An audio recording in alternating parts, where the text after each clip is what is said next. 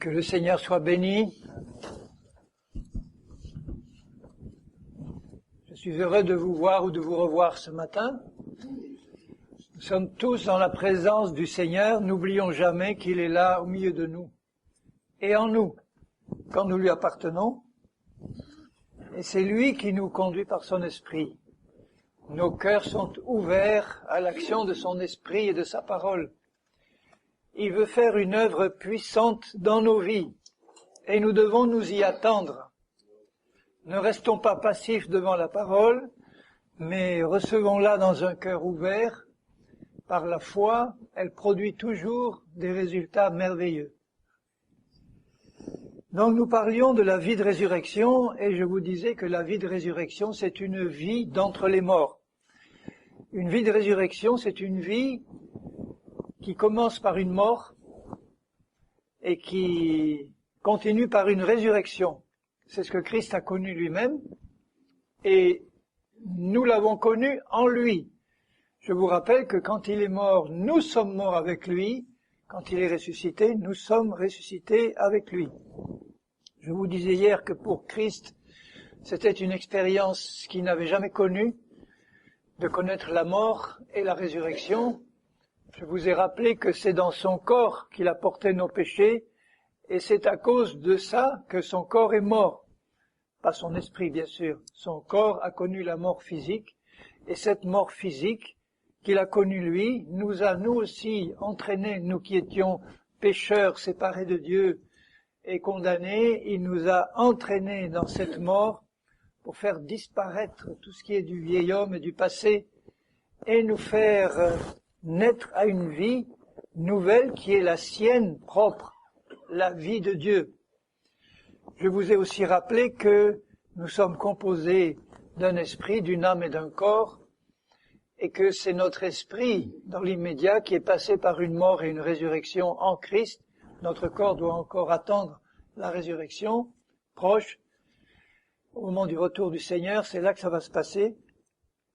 Et notre âme, l'organe intermédiaire entre l'esprit et le corps, notre âme, la définition que je vous ai donnée, que vous pouvez retenir pour le moment, c'est notre être intérieur conscient, actuel, présent.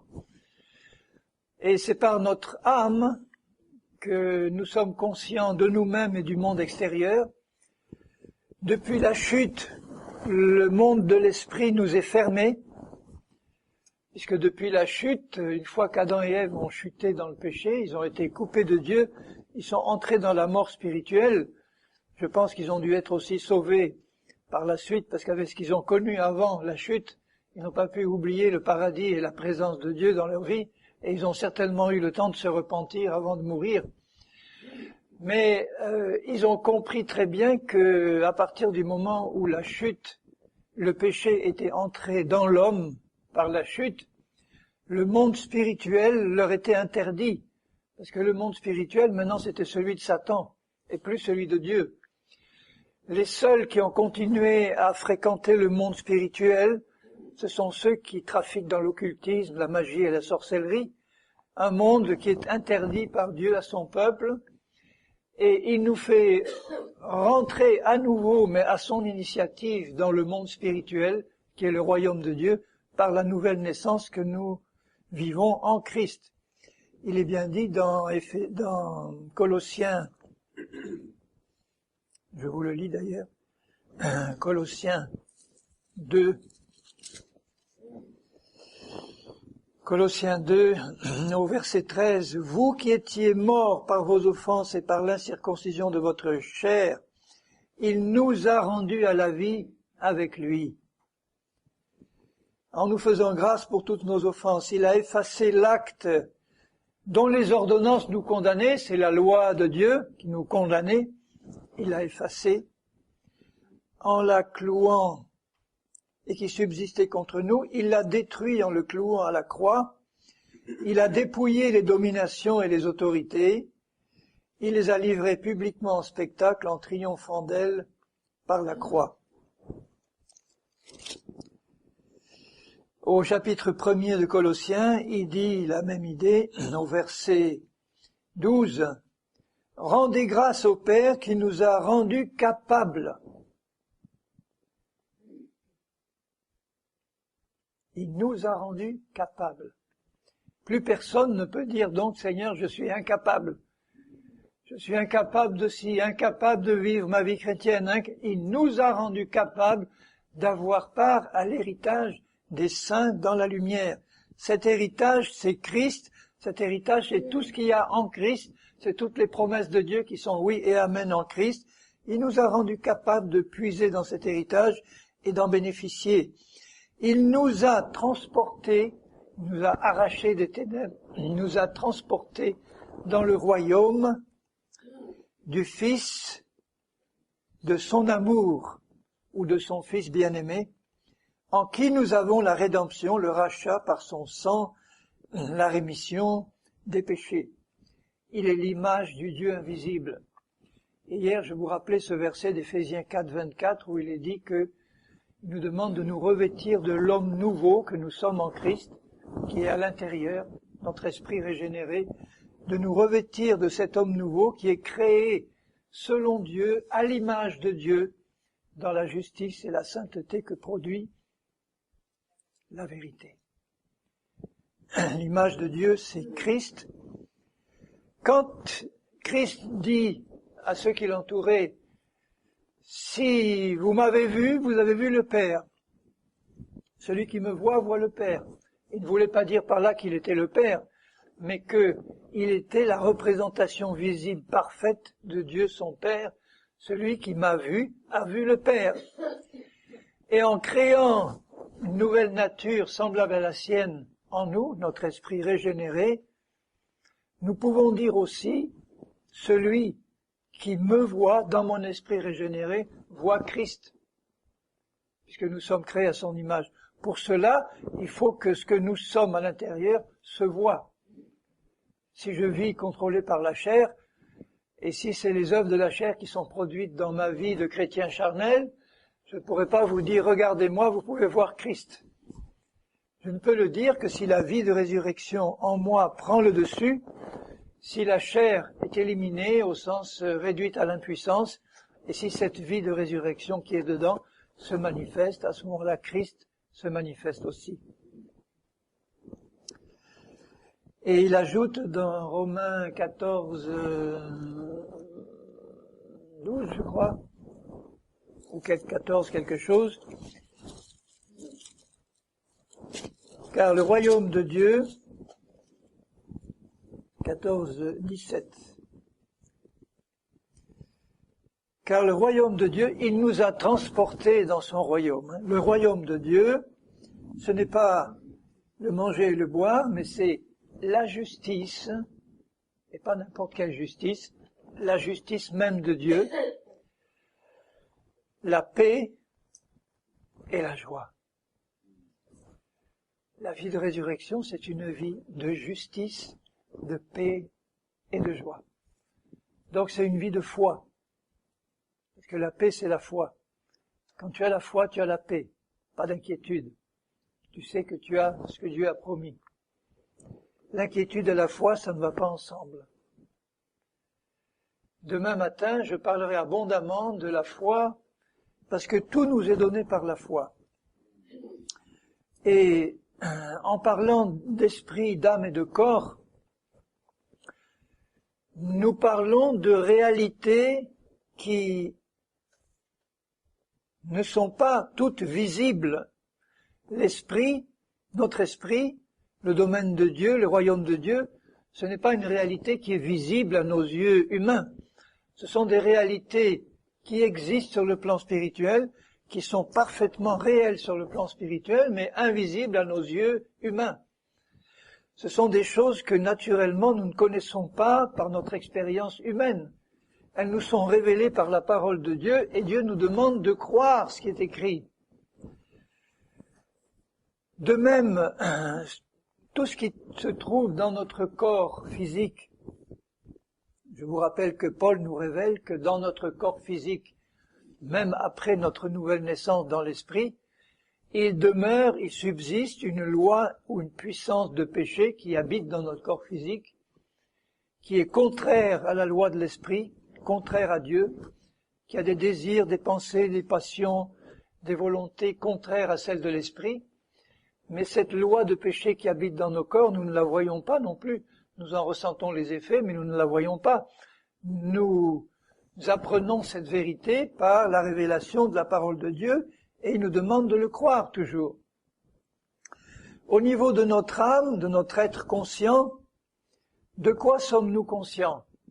Nous sommes conscients que nous existons, nous sommes une personne vivante, nous sommes conscients du monde qui nous entoure, et encore d'une partie, de ce que les sens mettent à notre portée. Toute la science des hommes est fondée sur l'utilisation des 5 sens. Uniquement. Tout ce que les hommes ont bâti, c'est fondé sur ce que leurs 5 sens leur révèlent. Toute la science, c'est l'observation des choses observables, visibles, avec les yeux, les oreilles ou des instruments. Et à partir de là, on en déduit des lois, on en déduit des systèmes, on en déduit des théories. Une théorie, c'est une construction de notre imagination pour essayer d'expliquer des choses qu'on n'a pas encore comprises. La théorie de l'évolution, par exemple. Il y a un certain nombre d'éléments qui, dans l'esprit de certains, Darwin et d'autres, ont rassemblé ça en disant, tiens, si on observe certaines choses visibles, on peut en déduire une théorie pour expliquer ce qu'on ne comprend pas vraiment, en fait. Tandis que les choses invisibles que nous ne voyons pas, il ne faut pas appeler ça de la théorie. C'est des choses réelles, ce ne sont pas des interprétations de notre imagination pour essayer d'expliquer quelque chose qu'on ne comprend pas. Ce sont des révélations de la parole de Dieu qui concernent des choses invisibles mais qui existent réellement sur le plan invisible. Mon esprit existe sur le plan invisible, Dieu existe, le royaume de Dieu existe, les anges existent, Jésus existe. Je ne les vois pas de mes yeux, mais ils existent et ils me sont révélés par la parole et ils me demandent de croire encore une fois. Donc ce qui se passe au niveau de mon âme est super important parce que c'est au niveau de mon âme, c'est-à-dire de mon être conscient, que je suis conscient aussi non seulement des choses extérieures visibles qui me sont présentées par mes 5 sens, mais au niveau de mon âme, je suis aussi conscient d'un certain nombre de réalités intérieures, de pensées, de sentiments, d'émotions, de volontés, de passions, de désirs, qui viennent aussi à ma conscience intérieure au niveau de mon âme. Je ne parle pas des choses qui sont dans le subconscient ou l'inconscient, dont on n'est pas conscient et qui existent aussi, mais simplement ce qui arrive à ma conscience intérieure. Vous avez des gens handicapés dont les 5 sens ne fonctionnent pas. Ils sont là couchés dans des lits, ils peuvent ni voir, ni entendre, ni toucher, ni rien. Ils n'ont que leur être intérieur, leur être psychique qui leur permet encore de réfléchir, de penser, mais ils n'ont qu'un moyen de communiquer avec l'extérieur. C'est terrible comme situation. Ou des gens qui sont dans le coma, mais qui sont encore conscients à l'intérieur, et qui sont incapables de le manifester. Donc nous sommes conscients du monde extérieur, nous sommes conscients d'un monde intérieur où nous avons toutes sortes de choses qui viennent à notre conscience, et nous, chrétiens, nous devons apprendre à discerner l'origine de ce qui vient à notre conscience intérieure. Les pensées, les sentiments, les désirs, les émotions peuvent avoir 2 sources différentes pour nous, peuvent provenir de Dieu par notre esprit régénéré, qui apparaissent dans notre conscience sous la forme de pensées pures, de pensées divines, de désirs purs, de volontés qui viennent du Seigneur.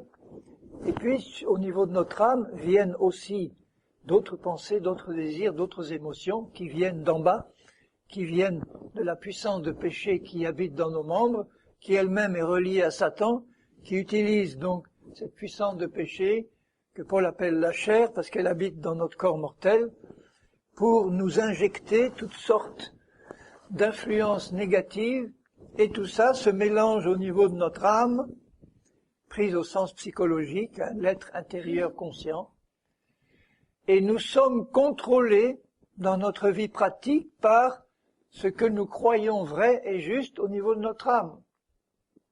Quand nous arrivons au Seigneur, notre âme est complètement contaminée par le péché, par les raisonnements humains, par la sagesse de ce monde, par les choses qui sont contraires à la sagesse de Dieu, et l'ennemi, la chair, et nous-mêmes, nous avons bâti dans notre âme ce que Paul appelle des forteresses de faux raisonnements, qui ont besoin d'être détruites, et qui ont besoin d'être remplacées par les raisonnements et la pensée de Dieu, ce que Paul appelle le renouvellement de notre intelligence par la parole de Dieu, de manière à ce que notre âme soit de plus en plus remplie de raisonnements, de pensées, de révélations qui ne viennent plus de nos cinq sens, qui ne viennent plus de ce que nous ressentons simplement au niveau de notre âme et qui peut être mélangé, mais qui viennent de notre foi en ce que Dieu nous révèle par sa parole et par son esprit.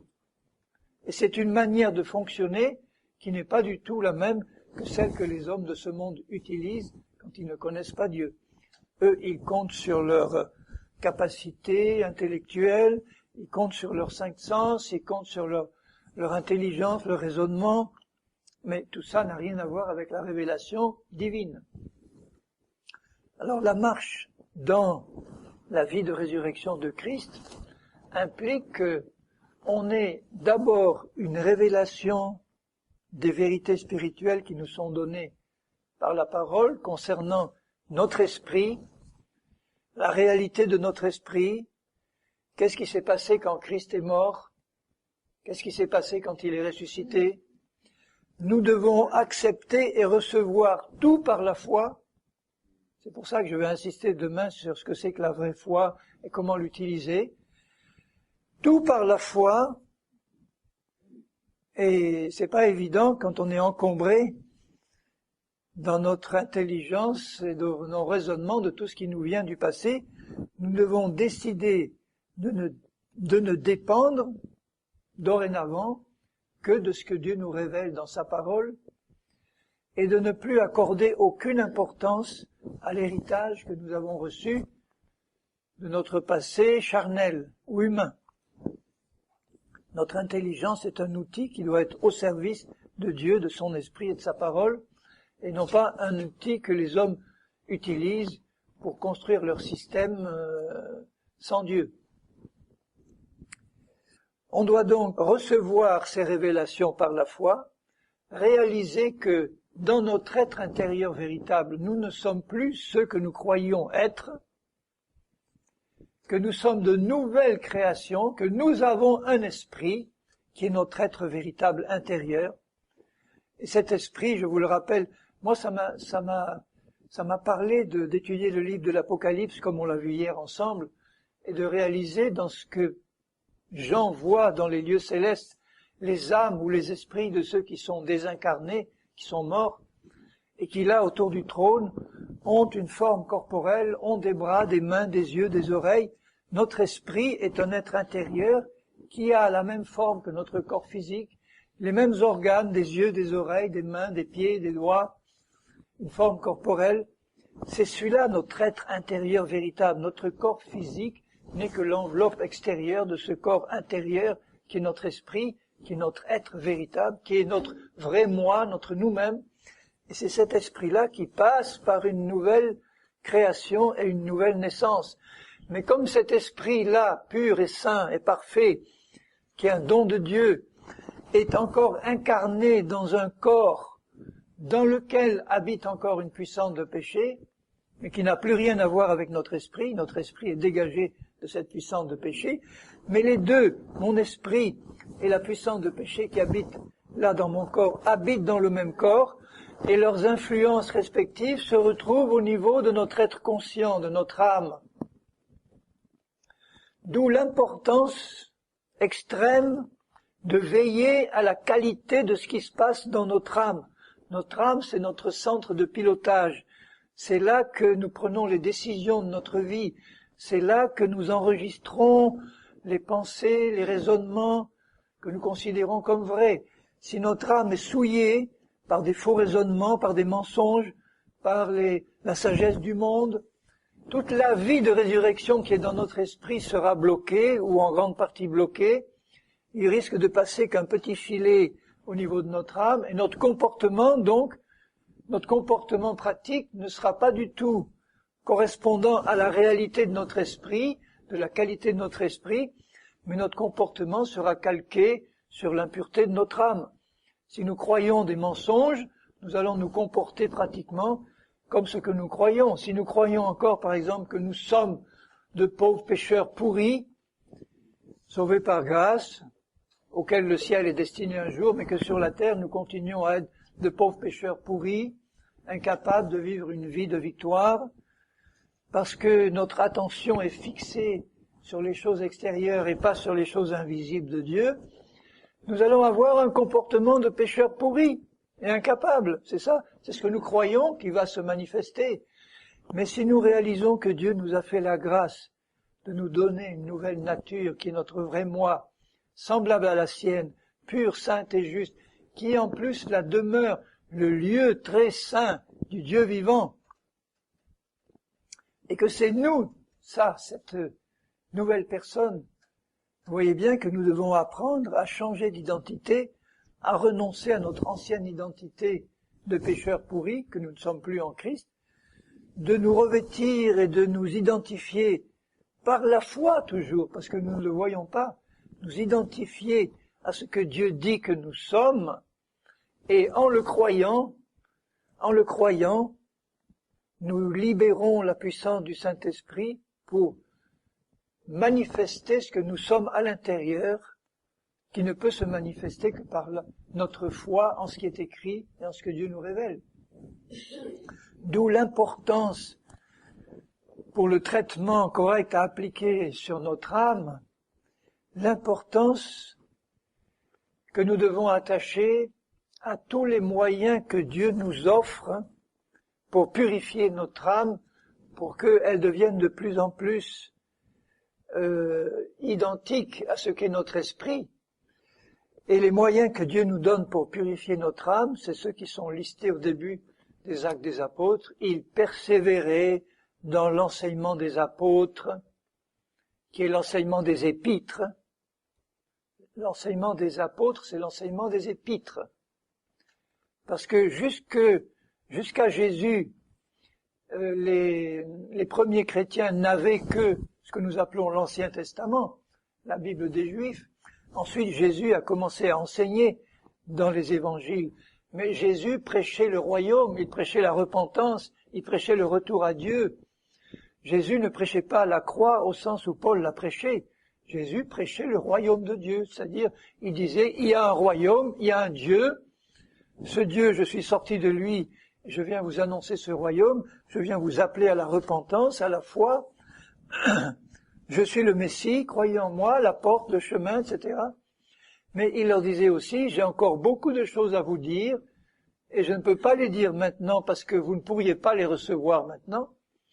Il a fallu attendre que après les Actes des Apôtres, les premiers apôtres qui ont écrit les épîtres, qui ont été directement enseignés par Jésus, Paul, Jean, Jacques, etc., reçoivent les enseignements complémentaires qui sont ceux qui sont la nourriture de base de l'épouse de Jésus-Christ. Toute la parole de Dieu est pour nous, hein. Ne me faites pas dire ce que je dis pas, qu'il faut lire que les épîtres et que c'est que ça, mais les épîtres, c'est l'enseignement spécifiquement réservé à l'épouse de Jésus-Christ. C'est en particulier les épîtres de Paul qui nous révèlent ce que c'est que la vie de résurrection, ce que c'est que la vraie signification de la croix, que nous sommes morts et ressuscités en Christ. C'est Paul qui l'enseigne. Comment marcher dans cette vie de résurrection, comment marcher par l'esprit et non plus par la chair.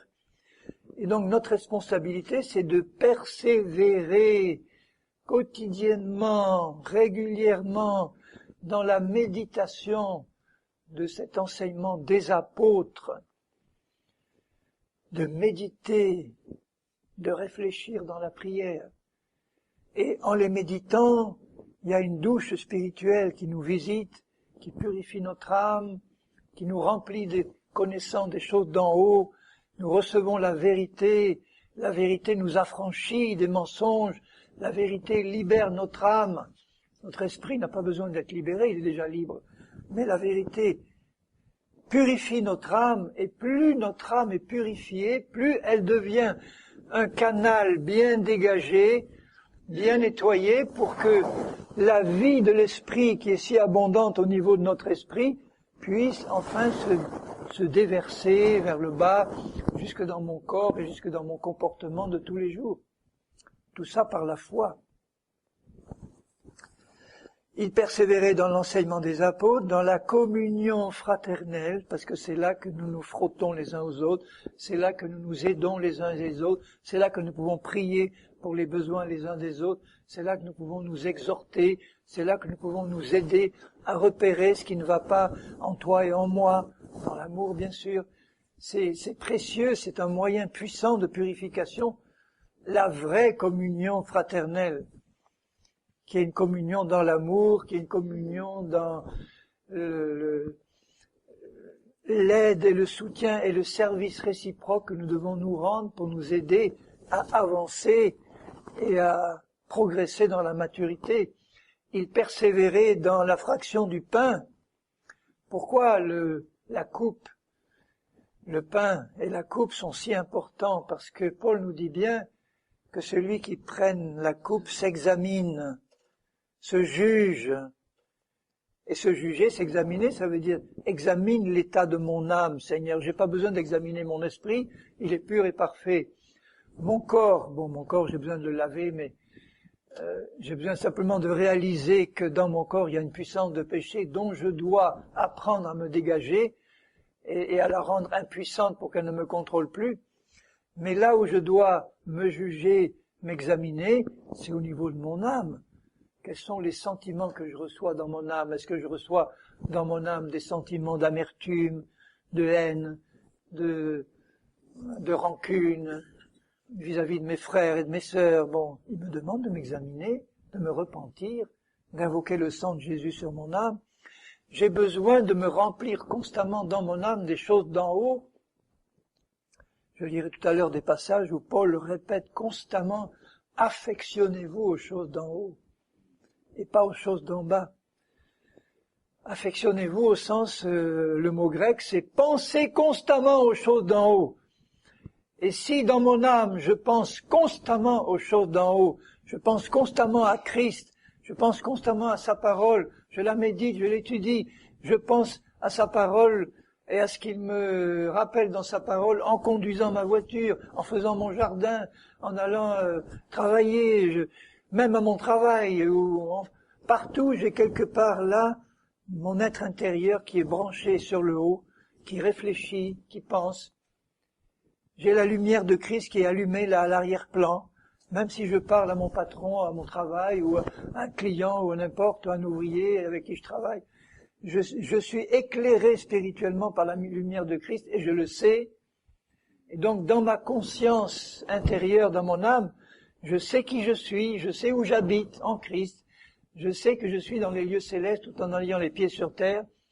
Et quand j'ai cette conscience-là, au moment où je parle de mon travail et des choses de cette terre-là, ce langage que j'emploie n'a plus la même coloration que si je n'ai pas à l'arrière-plan la conscience de qui je suis ou la conscience de Christ en moi.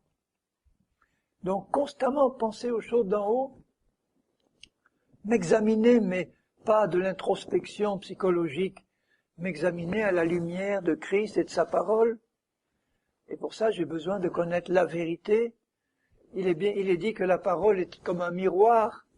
Si je regarde cette parole, je me vois tel que je suis en ce moment, parce que en me regardant dans cette parole, j'ai la possibilité de me comparer à Christ, qui m'est révélé là. Et dans sa lumière, je vois l'état où j'en suis dans mon âme. Et il persévérait dans les prières. Prières en français, prières en alsacien, prières, enfin, dans toutes les langues que vous pouvez connaître, prières en langue, prières collectives, prières individuelles. Ceux qui persévèrent dans ces moyen de réveil permanent, ceux qui persévèrent et qui pratiquent ces choses, non seulement purifient leur âme, mais restent réveillés spirituellement en permanence. Ils vivent une vie de réveil permanent et ils le répandent autour d'eux, ce réveil. Inutile de prier pour un réveil. Je vois nulle part dans la Bible les premiers chrétiens prier pour un réveil. Pourquoi? Parce qu'ils étaient tous réveillés. Ils ne prient pas pour le réveil. Alors si je suis là en disant « Seigneur, je te prie pour un réveil, je te prie », la réponse du Seigneur est immédiate. « Réveille-toi, toi qui dors, et Christ t'éclairera. Relève-toi d'entre les morts, et Christ t'éclairera. » À ce moment-là, je me réveille, j'utilise tous ces moyens de réveil que Dieu me donne, je me tourne vers Christ, je médite sa parole, je prie, je veille spirituellement. Le réveil, la vie de résurrection, puisque une vie de résurrection, c'est une vie d'entre les morts. C'est une vie qui me sort de la mort pour m'amener dans la vie de Christ. Cette vie de réveil me remplit et je ne peux que le répandre autour de moi. Et si 2 commencent à se réveiller, ça fait plus qu'1, ensuite 3, ensuite 4, ensuite un groupe, ensuite une église, et ensuite le réveil se répand partout où il peut être reçu. Donc arrêtez de prier pour le réveil, réveillez-vous. Enfin, réveillons-nous, puisque je me parle aussi à moi. Et à ce moment-là, Christ nous éclaire. Parce que quand on se réveille, on sort du sommeil, des ténèbres, de l'ignorance, on entre dans la lumière de Christ. Cette lumière nous éclaire, et cette lumière peut éclairer les autres. Alors je reviens à Romains, nous avons quitté hier Romains 6, et je relirai à partir du verset 8. Bon, je vais relire à partir du verset 5. Romains 6, 5. En effet, si nous sommes devenus une même plante avec lui par la conformité à sa mort, en français simple, je dirais, puisque nous sommes morts avec lui, nous le serons aussi par sa conformité à sa résurrection, puisque nous sommes morts avec lui. Eh bien, c'est clair que nous ne pouvons être que ressuscités avec lui aussi, parce qu'il n'est pas resté dans la mort, il est ressuscité. Nous avons donc déjà cette vie de résurrection en nous, dans notre esprit régénéré. Et par la présence de l'esprit de résurrection, qui est le Saint-Esprit, c'est le Saint-Esprit qui a ressuscité. C'est le Père qui a ressuscité Jésus par le Saint-Esprit de résurrection, et nous l'avons en nous. Nous le serons aussi par sa conformité à sa résurrection, sachant que notre vieil homme, c'est-à-dire celui que nous étions avant, dans notre ancienne nature de pécheur, dans notre esprit mort dans nos péchés, notre vieil homme a été crucifié avec lui, on n'en parle plus. Et je dénonce vigoureusement une erreur qui est prêchée dans beaucoup d'églises, l'erreur qui consiste à enseigner que nous avons 2 natures, l'ancienne nature et la nouvelle nature. Qu'on a notre nature humaine et qu'on a une nouvelle nature en Christ. J'enseignais la psycho à l'université de Grenoble, et vous savez qu'en psycho, on sait que quelqu'un qui a 2 natures différentes en même temps, c'est un malade mental, un schizophrène, quelqu'un qui a besoin d'être sérieusement soigné. Dieu n'a pas fait de nous des schizophrènes spirituels en nous conservant 2 natures opposées en même temps.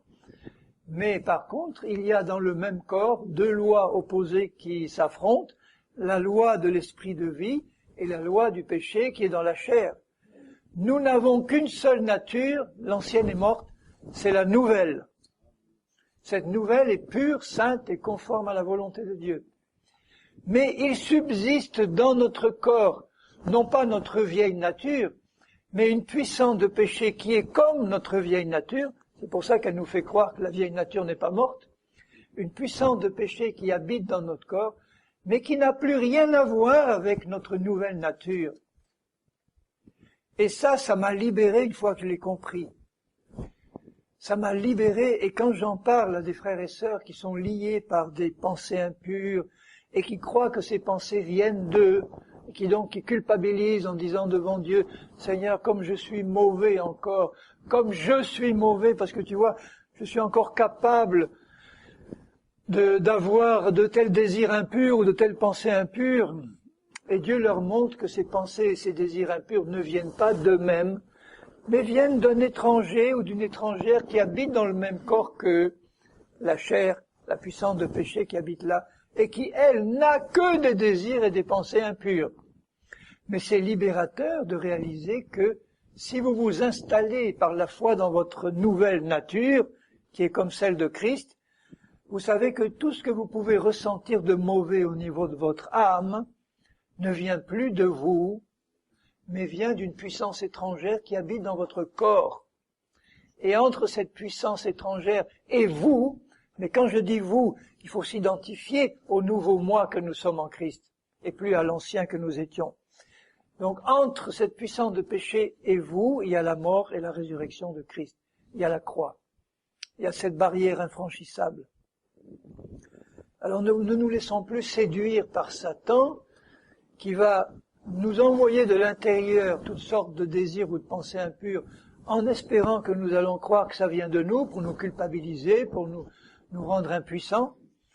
Mais il suffit qu'on réalise l'origine de cette pensée ou de ce désir impur qui arrive là à notre conscience, on se rend compte qu'il est mauvais, et on dit « Ah bon, c'est encore toi la chair, c'est encore toi qui essaye de me tromper, mais maintenant je connais la vérité, je ne m'occupe pas de toi, je me remplis des pensées d'en haut. » Le traitement le plus pénible pour la chair qu'on puisse lui faire ou pour Satan, c'est de ne pas s'occuper de lui. De ne pas s'occuper de lui. La chair voudrait toujours qu'on soit focalisé sur elle, qu'on lutte contre elle, qu'on se tourne vers elle, qu'on fasse des efforts pour se débarrasser d'elle. Alors que Dieu nous ouvre les yeux en nous disant « Je t'ai transporté dans un domaine où la chair est de l'autre côté de la croix, toi tu es du bon côté, elle est de l'autre côté. Elle ne peut pas passer là où tu es. Reste tranquille, continue de me regarder, t'occupe pas de ce qui se passe là et qui vient d'une autre source que la mienne, ne t'occupe pas, passe ton chemin. » C'est tellement simple. Et quand Satan voit que vous avez compris la vérité, il va arrêter de se fatiguer, parce qu'il verra que ça sert à rien. Il va arrêter de vous envoyer toutes ces pensées impures, ou tous ces désirs, parce que vous savez d'où ça vient, et vous le méprisez. Vous n'en tenez aucun compte. Vous ne tenez aucun compte de ce que vous ressentez dans votre âme, et qui n'est pas conforme à la volonté de Dieu. Vous ne vous laissez pas troubler par ces choses. Vous n'y attachez pas d'importance. C'est exactement la même chose par rapport à notre corps physique. Quelquefois, notre corps physique nous fait sentir des choses qui ne sont pas agréables, des douleurs,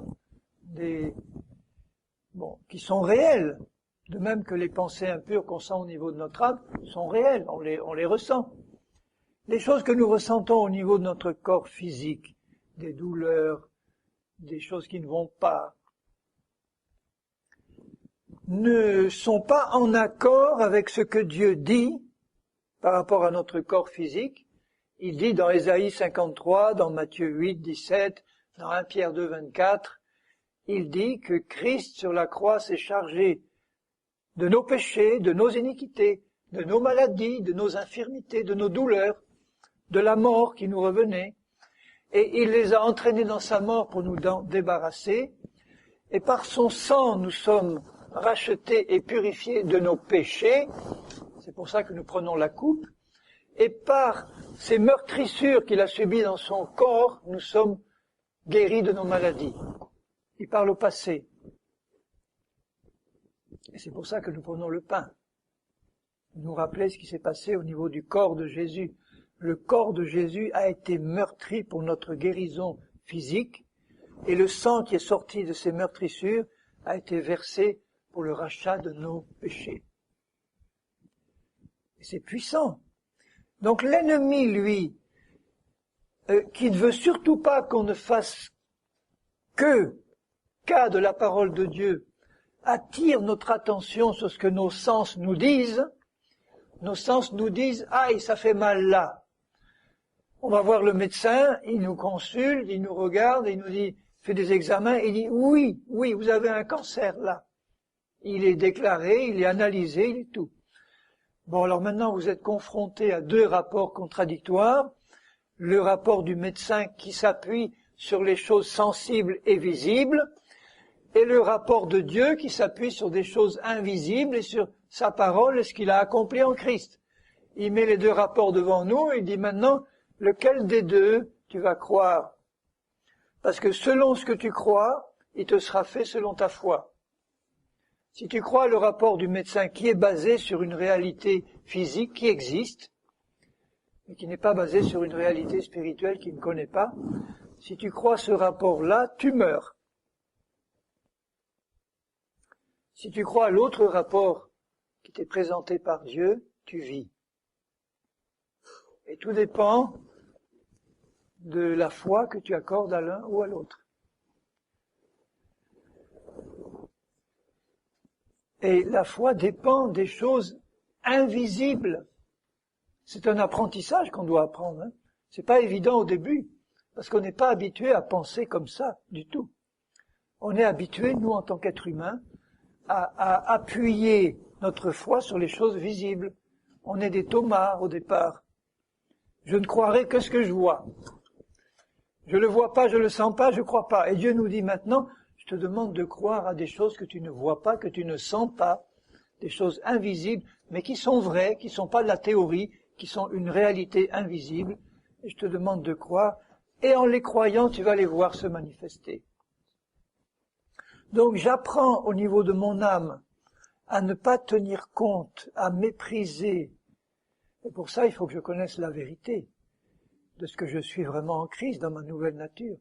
À mépriser ce que la chair ou l'ennemi essaye de me faire passer au travers de mon âme comme chose négative, en espérant que je vais les retenir, les garder et les croire. Je n'en tiens aucun compte, mais pour ça, il faut que j'accorde toute mon importance et toute ma foi à ce qui m'est révélé là dans l'invisible, par la parole de Dieu. Donc il a fallu que j'apprenne à me considérer et à accepter que je sois, comme Christ dit que je sois, un fils de Dieu, sauvé par grâce, mais racheté, mais en plus né de nouveau, nouvelle création en Christ, saint, juste, parfait en Christ dans mon esprit, que je l'accepte pleinement, que je le crois. Il y en a qui me disent, mais tu es un orgueilleux de croire ça, ça a l'air d'être orgueilleux, de croire que je suis un être parfait, saint et pur et juste. Mais tu l'es autant que moi, en tant que nouvelle création. Dans ton esprit régénéré, tu l'es. Dans ta vie pratique et dans ma vie pratique, je ne le suis pas encore pleinement manifesté. Mais la manifestation se manifeste de plus en plus vite à mesure que ma foi se fortifie et que ma foi s'appuie uniquement sur la vérité de la parole. Si je crois vraiment ce que Dieu me dit, que je suis un saint en Christ et un juste en Christ, par sa grâce et par la foi, je vais me comporter comme je crois que je suis. Je ne vais plus me comporter comme celui que je croyais être avant. Un pauvre pécheur. Et de même au niveau de mon corps, j'apprends à ne tenir aucun compte des messages qu'il m'envoie, s'ils sont contradictoires avec le message que Dieu me dit, que j'ai été guéri par ses meurtrissures. Si je sens des choses qui ne vont pas dans mon corps, et ça m'arrive de temps en temps, bien que je remercie le Seigneur, je suis maintenant à 73 ans, en meilleure santé qu'à 40 ans. Parce que déjà, il m'a guéri d'une maladie incurable que j'avais à l'époque. J'avais 1m92, 67 kilos. Vous voyez, j'étais pas très gros. Hein.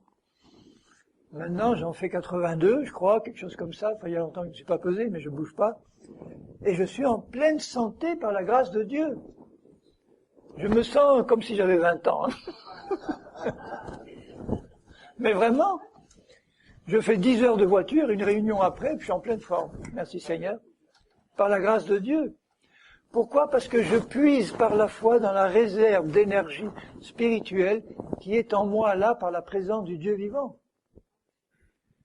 Et je dis à mes frères et sœurs qui m'entourent, vous savez, si Jésus n'est pas encore revenu encore, vous m'avez encore pendant au moins 20 ans. Hein. Au moins. Au moins. Pourquoi? Parce qu'il est écrit dans Romains 8, 11, « Et si l'esprit de celui qui a ressuscité Jésus habite en vous, celui qui a ressuscité, c'est-à-dire le Père qui a ressuscité Christ d'entre les morts, vivifiera aussi, donnera la vie, injectera la vie, mais pas n'importe quelle vie, la vie de résurrection, l'esprit de résurrection, injectera la vie de résurrection dans votre corps mortel par son esprit qui habite en vous. » C'est merveilleux comme puissance qu'il y a là-dedans. Je répète, écoutez bien, je l'ai appris par cœur comme tant de versets parce que quand je suis n'importe où, je ressors un verset de mon tiroir, même si j'ai pas ma Bible et je le médite. Et si l'Esprit Saint de celui, le Père, qui a ressuscité Jésus, c'est un des rares versets où les trois personnes de la Trinité sont nommées en même temps. Si l'Esprit Saint de celui, le Père, qui a ressuscité Jésus d'entre les morts, habite en vous, et il habite en nous, dans notre esprit ressuscité, nous aussi. Celui, le Père, qui a ressuscité Christ d'entre les morts, rendra la vie. C'est pas une bonne expression, c'est le terme grec, c'est injectera la vie, vivifiera, zoopoiein. Je travaille avec des Grecs là où je suis, et c'est merveilleux de savoir un peu de grec. J'en ai fait chez les jésuites jusqu'au bac. Et on peut parler en grec ancien, enfin invoquer des mots en grec ancien, ils comprennent tout de suite. Zoopoieo, c'est un verbe grec qui veut dire mettre la vie, injecter la vie. Et zoo, c'est la vie de Dieu, c'est pas la vie humaine, c'est la vie de Dieu. Une vie de Jésus, de résurrection. Il injectera la vie de résurrection à vos corps mortels, à ce corps-là.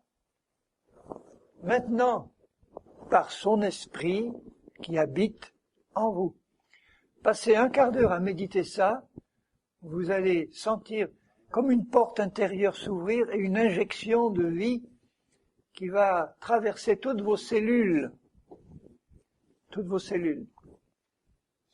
Le plan de Dieu, c'est que vous puissiez prospérer à tous égards, comme prospère l'état de votre âme quand elle est purifiée, et que vous soyez en bonne santé, parce que la santé du corps, écoutez bien, la santé du corps, c'est la sainteté du corps. Dieu considère la maladie comme une impureté. Quand un malade était guéri dans l'Ancien Testament, quand un lépreux était guéri, après sa guérison, il devait aller faire un sacrifice pour être purifié de l'impureté de la maladie dont il avait été guéri. Et c'est la raison pour laquelle Jésus s'en est chargé. Il s'est chargé de toutes nos impuretés, du péché, de ses conséquences, des maladies, des infirmités. Il les a entraînées dans sa mort pour nous donner son plan définitif. C'est pas la guérison, c'est la santé. La libération du péché implique la libération de leurs conséquences, c'est-à-dire des maladies, des infirmités. Je sais que ce message-là, c'est un message qui fait l'objet d'une grande opposition de la part de l'ennemi, parce qu'il touche à ce qui s'est passé à la croix. Et quand on dévoile clairement tout ce qui s'est passé à la croix, l'ennemi rugit.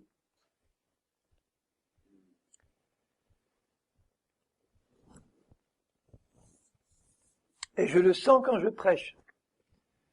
Quand je prêche sur la guérison du corps, c'est un des messages qui m'attire le plus d'attaques. Je ne parle pas de persécution humaine, mais d'attaques spirituelles au moment même où je prêche, comme si il y avait Satan qui était là pour essayer de m'empêcher de penser, de réfléchir, de parler. Non, tu ne parleras pas de ça. Déjà qu'il n'aime pas qu'on parle de la croix en tant que puissance libératrice du péché, il y en a horreur, mais toutes les églises parlent et disent qu'à la croix, Jésus s'est chargé de nos péchés pour nous en délivrer. au moins ça. Mais de dire qu'il s'est chargé de nos maladies et de nos infirmités, toutes les églises ne prêchent pas ça. Il y en a même qui prêchent le contraire.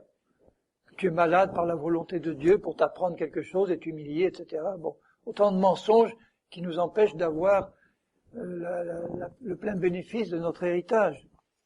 Donc c'est un domaine, celui de la guérison, que Satan tient très bien entre ses mains, et il veut pas qu'on entre dans cette partie de l'œuvre de Christ, qui fait aussi partie de la vie de résurrection, qui touche notre corps, comme notre âme aussi, pour ce qui touche des maladies psychiques ou autres.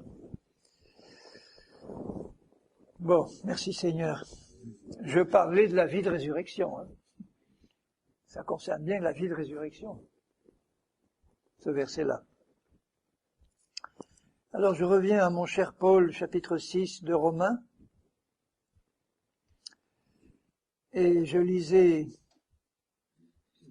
le verset 6, « Sachant que notre vieil homme a été crucifié avec lui, afin que le corps du péché fût détruit. » Je traduis le langage de Paul en français simple, à comprendre, afin que le péché qui est dans le corps soit réduit à l'impuissance. C'est ça qu'il veut dire en fait. Ce passage-là est important parce que de réaliser que celui que j'étais avant a été mis à mort et qu'il est ressuscité à une vie nouvelle en Christ, implique donc que, en même temps, en tant qu'homme ou femme nouvelle en Christ, je suis mort à tout ce qui me dominait auparavant. Nous sommes morts au péché quand nous sommes vivants en Christ. Et si on est mort au péché, on n'est plus contrôlé par le péché. On ne peut être contrôlé par le péché que si on est vivant à son niveau. Mais si Christ nous a fait mourir pour nous transporter dans son royaume, nous sommes donc morts au péché, nous sommes morts à Satan, nous sommes morts aux démons, nous sommes morts à la maladie, nous sommes morts à tout ce qui vient du passé, du péché et de ses conséquences. Et nous sommes vivants en Christ, dans notre esprit. Maintenant, il faut que cette vie-là passe dans tous les domaines de notre être. Mais déjà, ça commence par nous considérer comme nous sommes réellement. Et quand nous considérons nous-mêmes comme vivants, mais d'une nouvelle vie de résurrection, nous réalisons en même temps que Dieu nous a fait échapper par là au contrôle du péché qui nous contrôlait dans l'ancienne vie. Il nous a fait échapper. Nous sommes morts. De même qu'un mort, quand quelqu'un mort meurt, un chrétien qui meurt passe dans le ciel, il n'a plus rien à faire avec la terre des vivants ici. Il passe dans une autre dimension, et pour la terre, il est mort, mais il est vivant en haut. Pour la terre, on voit un cadavre, mais son esprit est vivant. Il n'y a plus de communication, et tout ce qui le contrôlait ou qui pouvait le contrôler de mauvais sur la terre, c'est fini maintenant dans le ciel. Alors maintenant, on peut comprendre que la puissance de péché qui habite dans mon corps, elle est réduite à l'impuissance par rapport à ce que je suis maintenant en Christ. En Christ, je suis mort à la puissance du péché qui habite dans mon corps. Elle est donc réduite à l'impuissance par rapport à moi. Elle ne peut plus rien faire pour me contrôler. C'est fini. Elle ne peut pas pénétrer là où je suis. Est-ce que vous réalisez l'importance de croire que vous êtes vraiment une nouvelle créature morte et ressuscitée, transportée dans un domaine où le péché ne peut pas entrer vous contrôler. Si vous le croyez, vous êtes libéré de la puissance de n'importe quel péché, d'un coup. Et je pourrais vous citer de nombreux exemples, soit que j'ai vécu, soit que j'ai connu, de libération instantanée de toutes sortes de péchés ou de liens, que ce soit l'alcool, la drogue, le tabac, n'importe, des tocs, des tics, toutes sortes de choses qui dominaient la vie d'un chrétien, qui, au moment où il réalise qui il est vraiment en Christ en tant que nouvelle personne, réalise que là, dans sa nouvelle nature, il est comme Christ, entièrement libre de tout ce qui pouvait peser avant sur sa vie. Et en le réalisant, il s'installe dans une position où il comprend que plus rien ne peut dominer sur sa vie pour l'obliger à faire des choses contraires à la volonté de Dieu, y compris un tic. Un tic, c'est un mouvement, incontrôlable du corps ou quelque part qui fait que c'est plus fort, ça vient, mais tu réalises que dans ta nouvelle nature, tu n'as pas de tic, tu es libre, et que tu as autorité pour ne plus permettre à une puissance quelconque de dominer ce corps-là qui est réservé au service du Seigneur, et non pas à la domination de l'ennemi.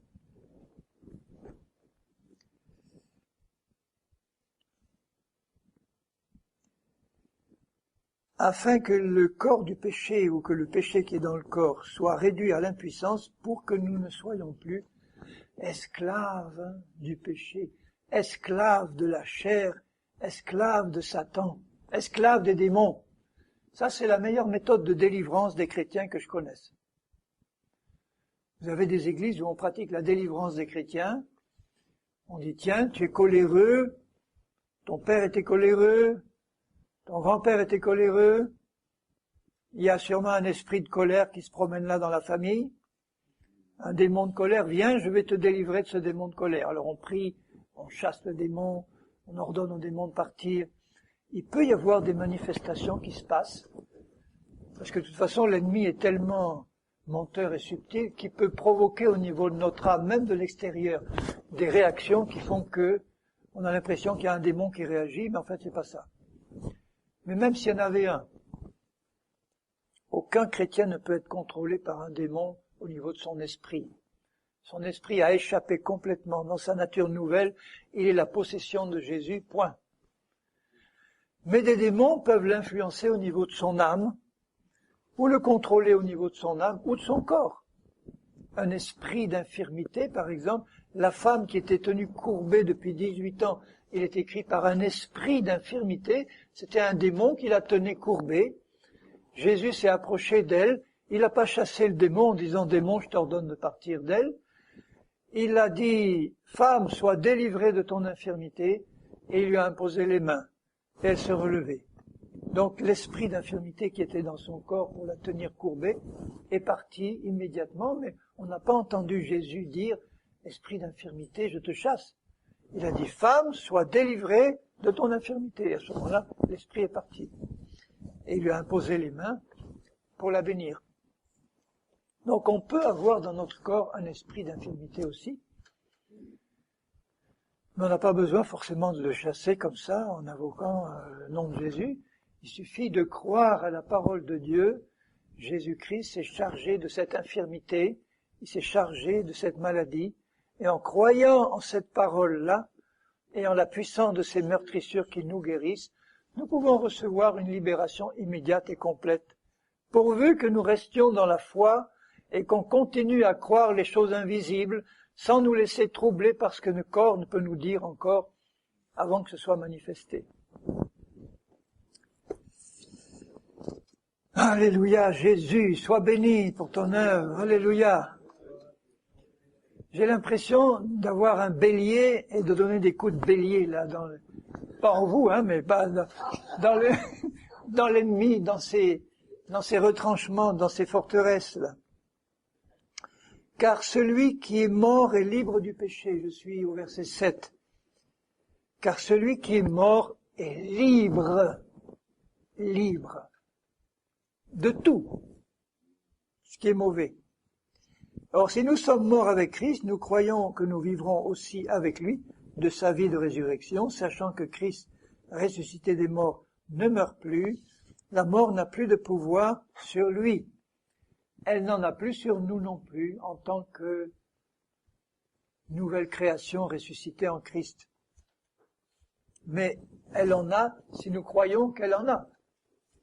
Si nous croyons que le péché a encore du pouvoir sur nous, il en aura. Il nous sera fait selon notre foi. Car il est mort, et c'est pour le péché qu'il est mort une fois pour toutes. Il est revenu à la vie, il est ressuscité, et c'est pour Dieu qu'il vit. ce qu'il fait là, ce qu'il a fait là, nous devons le faire aussi. C'est pourquoi il est dit, ainsi vous-même, regardez-vous comme morts au péché et comme vivants pour Dieu en Jésus-Christ notre Seigneur. J'ai passé du temps à méditer que ce verset-là. Regarde-toi comme mort. Si tu te regardes, tu dois te considérer comme un mort vivant, un mort ressuscité. Tu es mort à tout ce qui te contrôlait dans ton passé. Tu es ressuscité à une vie nouvelle. Il faut que je m'enfonce ça dans mon cœur en croyant cette vérité simplement. Oui, Seigneur, tu m'as fait mourir à tout ce qui me contrôlait dans le passé. Je suis donc mort à toutes ces choses. Mais je ne suis pas resté dans la tombe. Je suis sorti avec toi. Je suis ressuscité. Et maintenant, je vis à une vie nouvelle où je suis libre par rapport au péché, par rapport à tout ce qui peut me contrôler, qui pouvait me contrôler dans le passé. Je suis libre. Ce verset 11, il est capital. C'est une des clés de la marche dans la vie de résurrection. Considérez-vous comme mort, parce que vous l'êtes en fait, mais comme vivant pour Dieu en Jésus, d'une vie nouvelle qui est la sienne. Une vie de sainteté, une vie de pureté, une vie de justice, une vie de victoire complète sur le péché, parce que vous êtes mort au péché. Il ne peut pas y avoir de victoire plus complète que celle qui nous est donnée par la mort et la résurrection. C'est parce que nous sommes morts que nous pouvons faire mourir ces choses qui nous contrôlaient avant, dans le sens que si je réalise que je suis mort au péché, par là même je fais mourir le péché, simplement en réalisant que je suis mort au péché. C'est par la compréhension de ma position que immédiatement, c'est pas un processus, c'est instantané. Il y a le péché qui vient par la chair me tenter. Je prends l'exemple d'un sentiment de colère qui monte là, pas la sainte colère divine, hein, mais la colère charnelle qui monte parce qu'on m'a traité injustement. Alors la chair réagit en me faisant sentir cette bouffée de colère qui monte là. Mais elle essaye de me la coller pour que je la manifeste, cette colère. Mais si auparavant je me suis positionné dans ma position spirituelle en Christ, que je sais que je suis une nouvelle personne, qui n'est pas colérique de nature, qui a la nature de Jésus, je le sais parce qu'il m'a fait mourir au contrôle de la colère et du péché, et il m'a transporté dans un royaume qui est le sien, où il n'y a que l'amour, la joie et la paix, et la sainte colère divine, mais c'est pas la même de celle dont je parlais. À ce moment-là, simplement par le fait de le croire et de le savoir, je fais mourir la tentation de colère qui monte là. Mais j'ai besoin auparavant de connaître la vérité et de m'y installer. Sinon, cette colère va sortir, je dirai, ah, c'est plus fort que moi, c'est sorti, pardonne-moi, j'ai été coléreux, pardonne-moi. Mais si d'avance je connais la vérité et que je m'y positionne, cette colère qui monte ne peut pas me contrôler. Je la fais mourir immédiatement. C'est parce que je suis mort que je peux la faire mourir. La faire mourir, c'est-à-dire l'empêcher de se manifester.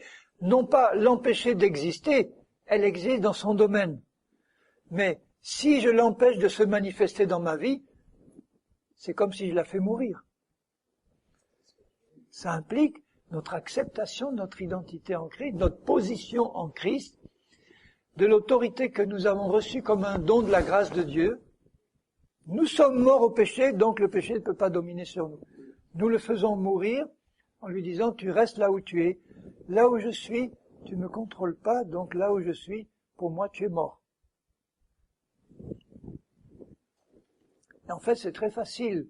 Quand on a compris et qu'on commence à le pratiquer, on va chuter un certain nombre de fois parce qu'on a pris de telles mauvaises habitudes dans le passé mais on apprendra très vite parce que auparavant, nous avons accepté ces vérités que je vous explique là, et nous les avons reçues, nous les avons crues, et donc nous marchons dans la lumière, et quand nous marchons dans la lumière, nous avons le temps de voir les ténèbres venir.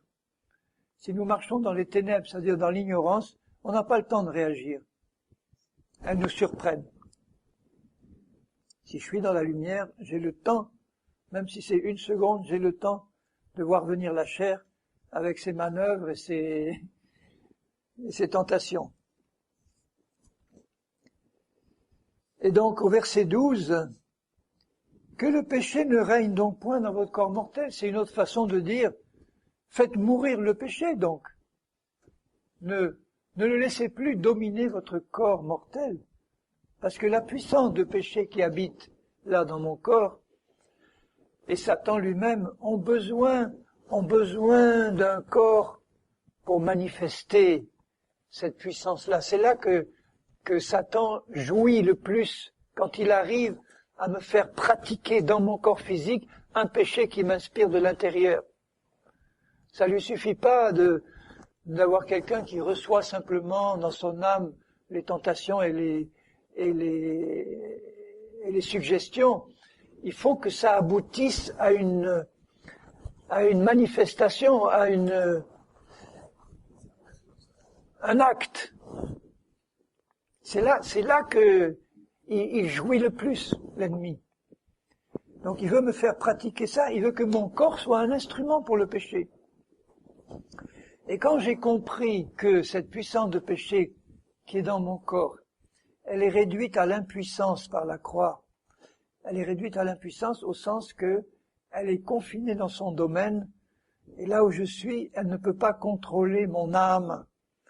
Et comme mon corps est au service de mon âme, je sais à ce moment-là que cette puissance de péché qui habite dans mon corps, pour pouvoir contrôler mon corps, il faut que dans mon âme, j'accepte la tentation, que je la reçoive, et à ce moment-là, la pratique va suivre au niveau du corps.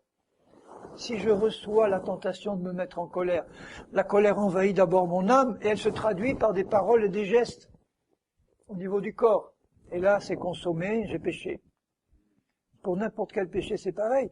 Une pensée adultère, si elle passe simplement, vous ne vous occupez pas d'elle, on la méprise. Mais déjà, si je laissais rentrer une pensée adultère dans mon âme, déjà elle commence à produire c'est un trait enflammé du malin que je laisse pénétrer en moi. Déjà là, c'est beaucoup plus grave. Et puis l'ennemi va pas me laisser là, il va alimenter cette pensée, ce désir, jusqu'au moment où il va réussir à nous faire tomber dans l'acte d'adultère, dans la pratique au niveau du corps. Parce que, à ce moment-là, si nous l'avons reçu dans notre âme, eh bien, on va finir par livrer notre corps à ce qu'on a reçu dans notre âme et on va consommer le péché. Alors que si mon âme, j'ai compris qu'au niveau de mon être intérieur, j'ai compris que Christ m'a fait échapper au contrôle du péché, que le péché est mort pour moi et que je suis mort pour lui. Maintenant, quand j'ai cette vérité plantée là dans mon cœur, n'importe quelle tentation qui passe et qui arrive au niveau de mon âme, je saurai comment le traiter et comment réagir. Je lui dis, je sais d'où tu viens, je sais que tu viens d'un domaine qui est étranger, complètement étranger au domaine où je vis moi en Christ. Et donc, je ne te livre pas mon corps. Mon corps, je le livre au Seigneur pour qu'il soit un instrument de sa justice. Tu peux habiter dans mon corps, parce que jusqu'au retour du Seigneur, je ne peux pas éviter ta présence dans mon corps, mais il y a une grande différence entre avoir une puissance de péché qui habite dans mon corps simplement, et une puissance de péché qui arrive à contrôler mon corps pour en faire un instrument de péché. Tu habites là, d'accord, je ne peux pas me débarrasser de ta présence jusqu'au retour du Seigneur, mais tu ne contrôleras plus mon corps. Mon corps est réservé pour le Seigneur, pour être un instrument de sa justice. Toi, tu restes impuissante, confinée, enveloppée dans la croix et dans la mort de Jésus. Tu ne bouges pas et tu me laisses tranquille. Et il dit que le péché ne règne donc point dans votre corps mortel, n'obéissez pas à ses convoitises. Et je sais que je peux maintenant ne pas obéir, non pas par des efforts violents de ma volonté pour résister à la tentation, mais simplement par la foi en ma position et en mon identité en Christ, simplement par ça. Ne livrez pas vos membres au péché, parce que maintenant que je connais cette vérité, pour pouvoir pécher maintenant, il faut que volontairement je décide de livrer mes membres au péché, qui se manifeste au niveau de mon âme par une tentation. Et je ne vais pas le faire parce que je ne veux pas le faire. Je veux que mon corps soit un instrument pour Dieu et pas pour le péché. Donc, je décide de ne plus livrer mon corps au péché. Et il y a deux organes qui ont besoin en priorité d'être livrés au Seigneur. C'est la langue et le sexe. Excusez-moi, mais je dis la vérité comme il faut. Si ces deux organes-là sont consacrés au Seigneur, vous avez 95% des problèmes dans l'Église qui disparaissent. La langue et le sexe, s'ils sont consacrés à Dieu, pour être des instruments uniquement au service du Seigneur, ça supprime la plupart des problèmes pratiques dans la vie du chrétien et de son Église, et de l'Église du Seigneur. Ne livrez pas vos membres au péché, aucun de mes membres, et on connaît la puissance de la langue,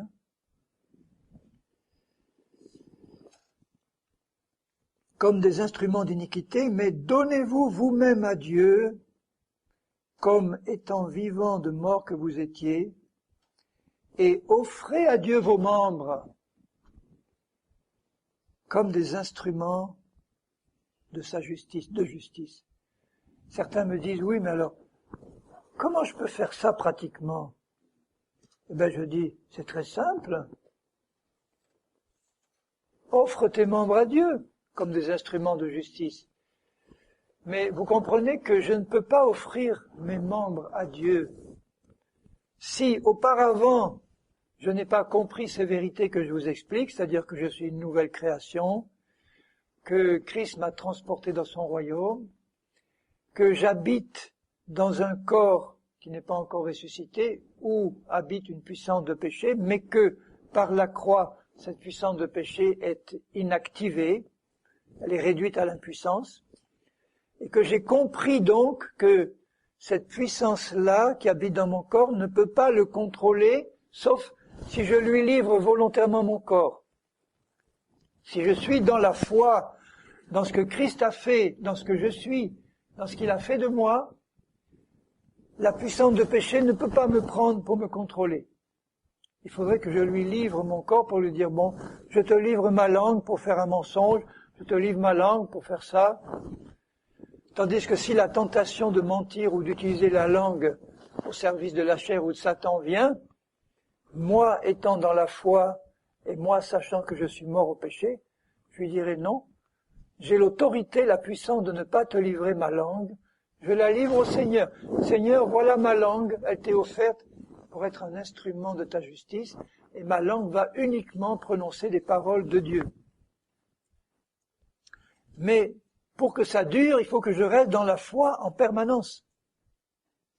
Dans la foi dans l'œuvre de Christ, dans la foi de ce que je suis, dans la foi où je suis, dans ma position spirituelle. Si j'oublie ces choses, si je n'y pense pas constamment pour entretenir ma foi, eh bien, il peut y avoir un moment où je vais commencer à les oublier, et immédiatement la chair reprend le dessus, et me reprend par surprise, exactement comme quand Pierre marchait sur l'eau, il marchait par la foi, il regardait à Jésus, il entendait cette parole que Jésus lui avait dite, viens, et malgré la tempête, les yeux fixés sur Jésus, il avançait. À un moment donné, il se détourne de Jésus, il est impressionné par la tempête, il eut peur, et il coula. Et dans le courant de ma journée, si j'arrête de savoir qui je suis et où je suis, et qui habite en moi, et que je suis mort au péché, et que le péché est mort pour moi, si j'arrête simplement de croire ça, et j'ai pas besoin toute la journée de me bombarder, c'est une connaissance naturelle de mon identité en Christ. Parce que j'ai passé du temps auparavant à le méditer et à l'accepter. Ça devient naturel. Je sais que je suis un fils de Dieu né de nouveau. Au début, j'avais besoin de me le rappeler constamment. Maintenant, je le sais. De même que tu n'as pas besoin de te rappeler que tu es une femme, que tu t'appelles un tel, que tu habites à tel endroit, que ton identité humaine, tu es pas là toute la journée à te dire faut pas que j'oublie que je suis une femme, que je m'appelle, j'habite à tel endroit. Non, c'est naturel, tu l'as reçu, ton identité humaine, c'est inscrit, c'est clair et c'est net. À partir du moment où ton identité spirituelle, tu es aussi consciente de ton idée spirituelle que celle de ton identité physique, tu le sais, partout où tu vas, tu marches dans cette lumière et dans cette foi. Mais si tu l'oublies, au début ça peut arriver qu'on l'oublie, on est pris par le stress de la vie, il y a les choses qui se passent, on oublie qui on est, on oublie où on est, et à ce moment-là c'est la chair qui sort. Alors au début ça nécessite une discipline spirituelle pour méditer la parole, pour la croire, et après ça devient tout à fait naturel, sans effort. Sans effort. Sinon, l'effort de garder mes yeux fixés sur Jésus et sur sa parole. Mais c'est plus un effort pénible. C'est simplement une décision de ma volonté de rester branché, fixé sur Jésus, de penser constamment aux choses d'en haut. Et là, le Saint-Esprit fait le reste.